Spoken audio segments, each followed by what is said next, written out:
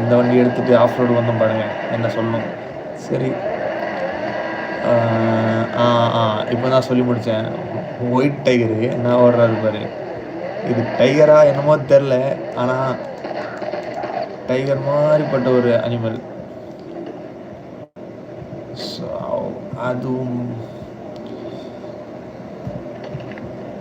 பார்த்தீங்கன்னா தெரியுது. இது டைகரா லியோபேடா என்னமோ ஒன்று, பார்க்க டைகர் மாதிரி இருக்குது, ஒயிட் டைகர். ஆனால் இதுவும் பாருங்கள் கைஸ், இவ்வளோ குவாலிட்டியாக, லைக் வாவ், பிளட்டு நைஸ். அப்புறம் இன்னும் இருக்கும்.